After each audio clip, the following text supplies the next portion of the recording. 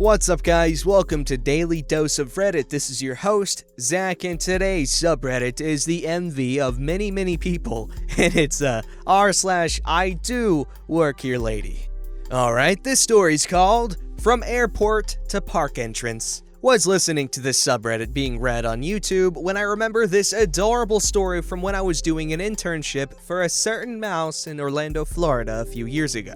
I think it belongs here and I hope you enjoy. Also, sorry if the formatting's off, I'm on mobile. I was about 7 months into my internship and I was very homesick. It was right after the holidays and I was dying to visit home, so I got a long weekend off in January since theme parks tend to be slower after New Year's and before spring break. So I got to surprise my family with a late Christmas gift. On my way back to Orlando, I brought some warmer clothes back to Orlando because it was definitely colder than expected, leaving my backpack a bit overfilled. Because of that, I had to have my Donald Duck stuffed animal popping out a bit so everything would fit. When I was walking to my gate, of course, I saw a lot of tourists, which was nothing new to me at that point. I was pretty much minding my own business until I heard a cute little squeal from an adorable girl. Donald Duck! Yes, sweetie. Donald Duck will be there too. No, Donald Duck's right there! Adorable girl points to me and my stuffed Donald in my bag. Sorry, ma'am. She's a bit excited. Don't worry, she's got every reason to be excited. Are you going to Disney World too? It's gonna be my first time. That's so exciting. And yes, I am. And you want to know something cool? Of course! I actually work for Mickey. No way! I think that means that you better be on your best behavior on the plane so she won't tell Mickey you are bad and then won't let you into the park. I nod in agreement. And if you behave, I'll make sure he knows that you're coming and he'll have some extra special magic for you when you get there. Really? Of course, Mickey always has extra magic for well-behaved princesses. From there, the conversation pretty much ends. I gave the family a few tips since they had never been to Disney, and then we got on the plane. I honestly thought I'd never see them again, and that I just made the beginning of a girl's vacation extra special. Until a few days later when I was working the touch points, or ticket stands, at the front of Magic Kingdom. I was helping guests like I normally do, when suddenly I hear a familiar squeal say my name. I did tell the family my first name when talking with them. I look over and see the little girl running up to me in full princess getup. Oh my goodness. Hello, princess. It's good to see you again. Thank you for telling Mickey about me being on my best behavior. I was able to get this princess dress and have a super fun makeover with the fairy godmothers.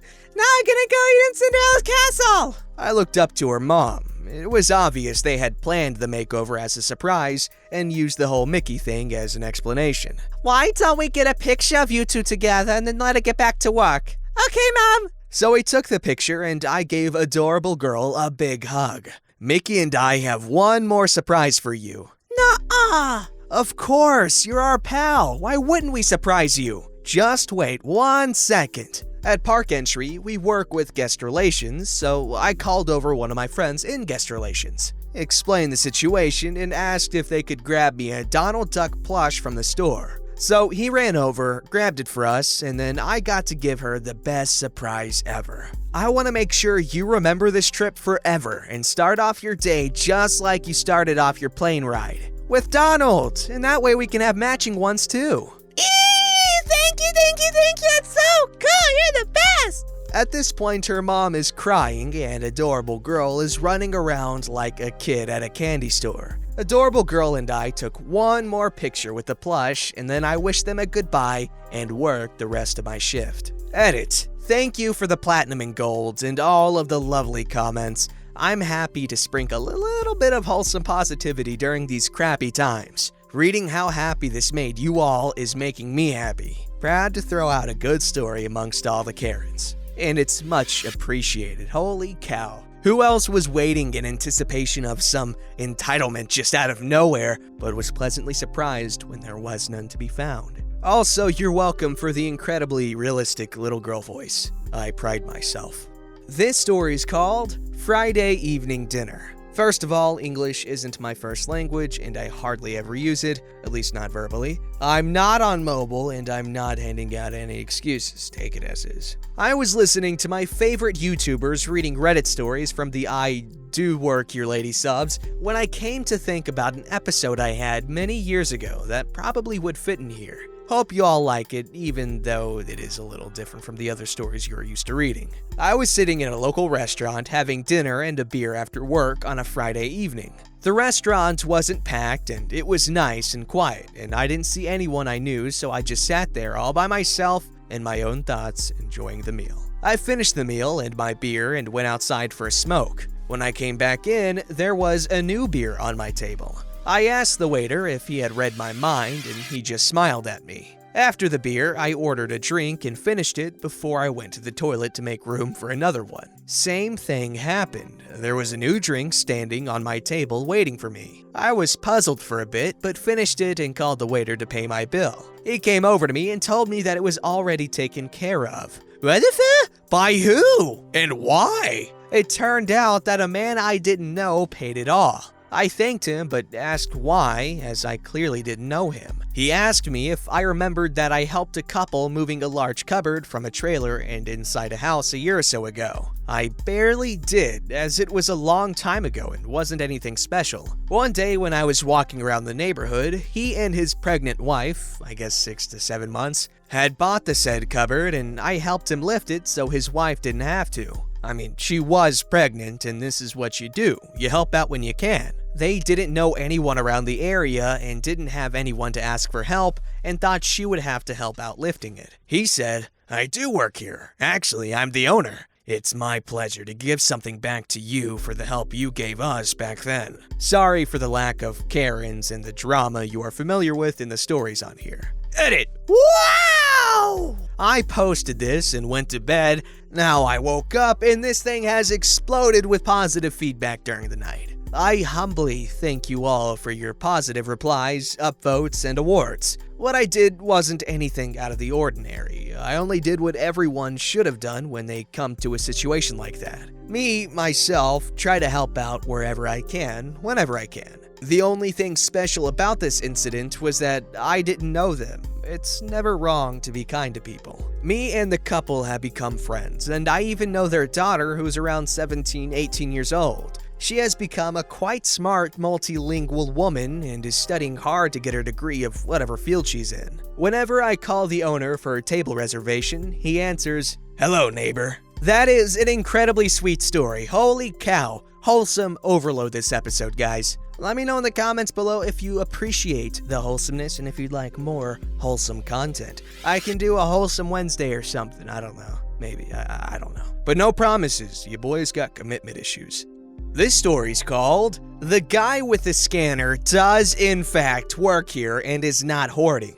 Okay, so I'll give you some backstory. Due to Armageddon hitting, a local shop, I'll just call Orange, needed more staff for online assistance. I sent in my CV and got the job. Sunday to Tuesday, 8 a.m. to 12 p.m. All I have to do is get a glorified shopping list, then go around the store getting everything on it in these huge carts with a bunch of boxes on them, each one dedicated to a different person's shopping list. Now, you would assume anyone dressed in all black with a bulky scanner and pushing around a giant cart that looks like it's from a factory would be an employee of the store. But evidently not. I was nearing the end of a list of a huge run, nearing the last few things on the list until a lady comes up to me. She really didn't look like she was having a good day. Her hair was a mess, she was stomping, etc. She comes up to me and says, "Excuse me, what do you think you're doing?" My job?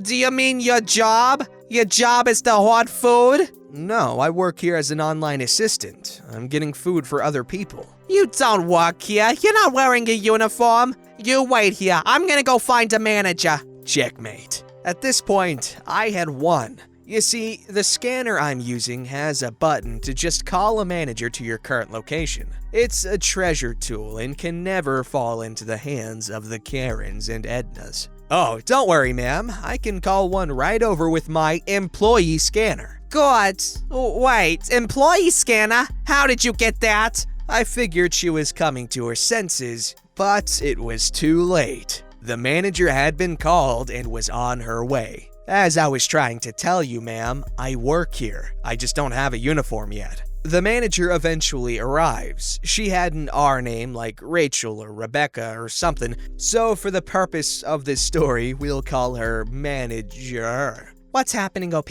This lady thinks I'm hoarding. Could you please explain what's going on? If you're not hoarding, why do you have such a big cart? It's to carry around people's online shopping. He's doing shopping for customers who can't come into the shop due to the outbreak. Then why doesn't he have a uniform? It's on order. We're just waiting for it to arrive, so for now, he's just wearing all black like all the other temporary assistants. The lady, who at this point looked quite defeated, just says, Oh, is there anything else I can help you with? No, I think we're done here. All right then, I'll get back to the online room. Are you nearly finished? Yep, just need to get a lot of bread. It seems like such a popular item. The manager takes her leave and so does the lady, looking rather embarrassed just to be completely served in probably the most professional way I've ever seen. I never thought I would find a Karen, or as I always called them, an Edna, anywhere outside my family, but here we are. To end on a positive note, I made an old lady laugh because she was looking at some alcohol, and the store has a Thank 25 policy. So if someone looks under 25, you should ask them for ID. So I approached her and said, "Excuse me, ma'am, you need to be 18 or over to purchase that, and you don't look a day over 17. I'm gonna need to see some ID." She laughed and just said,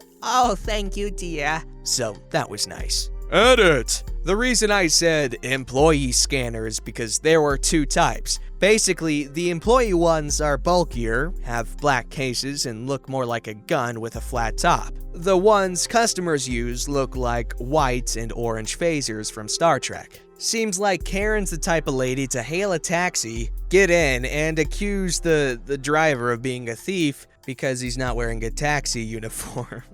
Alright, this story's called... Not sure if this belongs here, but yes, working the info desk is part of my job. I work as a baker at a supermarket, but I'm also fully trained in pretty much everything the shop floor could throw at me. The bakery in my store is right next to the customer information desk, which processes refunds, allows customers to pay off their credit card bills, and is where they pick up any click and collect orders. The shop floor has been incredibly busy thanks to Brovid-19. Our morning deliveries have been way bigger, but we have the same amount of staff we've always had. As a result, in the mornings, I've been manning the desk as well as doing my usual bakery duties because we don't have enough floor staff to have them running up and down to the desk every 5 minutes. I'm stocking up the front of the bakery when I realize a man, probably 70-ish and very middle class, is waiting by the desk. There's a doorbell on the desk which rings further down the store to get colleagues' attention,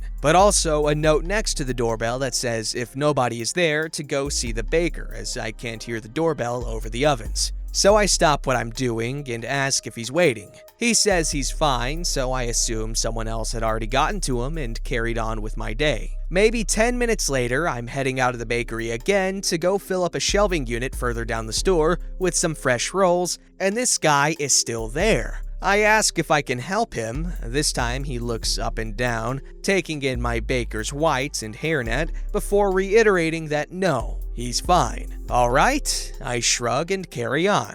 Another 5 minutes or so pass, and a manager comes up the store and happens to come past the desk, at which point this guy starts laying into her because he's been waiting for so long. Nobody has been answering the doorbell. He only wants to correct a voucher that hadn't come off his receipt. I'm close enough to this to hear my manager say, "I'm actually just with another customer at the moment, but I'm sure OP will be able to help you," before she rushes off and I, with my best polite smile, step out of the bakery. Conversation goes something like this. "Hello again, sir. What can I do for you?" "I've been waiting for some time, as you know, and nobody has come to serve me. This is unacceptable." "Are you here to collect an order?" "I've been ringing the doorbell for at least 10 minutes and..." "If you're here to collect an order, can I just get your surname or order number so I can nip and grab it for you?" He splutters and pales a little. "No, I'm here because this voucher didn't come off my receipt, but Not a problem, sir. I can have that sorted in just a second for you.